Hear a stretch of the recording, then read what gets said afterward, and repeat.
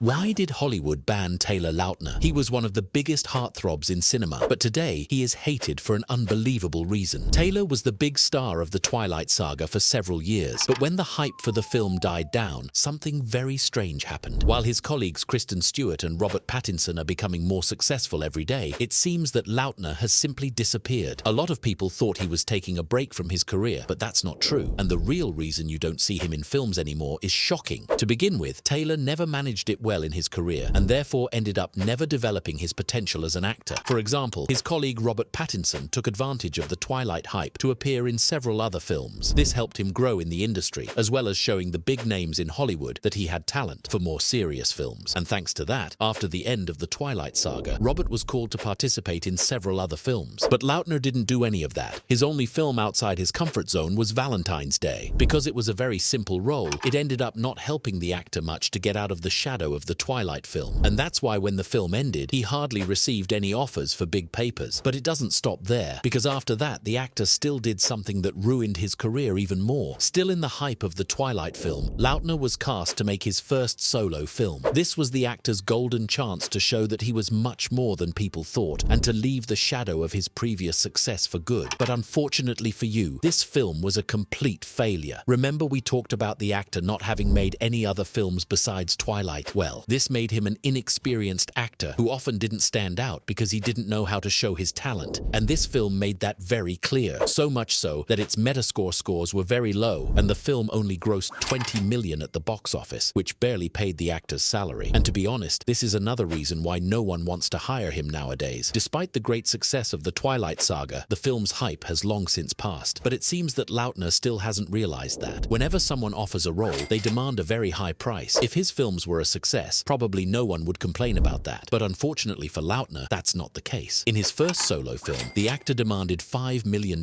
and even though he was a complete failure, the actor continued to charge exorbitant amounts. At that time, many large studios offered papers for Taylor, who ended up refusing simply because he didn't want to receive less than $7 million. This ended up making the producers furious, and that's why the actor simply disappeared from Hollywood. But it seems that this dose of reality made him wake up to life, and lately things are very different. In addition to becoming more humble, the actor reinvented himself to get work in the industry again. So much so that one of her biggest works after the film Twilight came recently, in the film Grown Ups 2, where Taylor plays a much more fun role. And it seems that comedy is really his strong suit, which is why this film ended up being a huge box office success. So much so that shortly after its release, Adam Sandler himself invited him for acting in a Netflix comedy. Little by little, this kind of rekindled the talent of the actor who nowadays shines in the BBC series Cuckoo.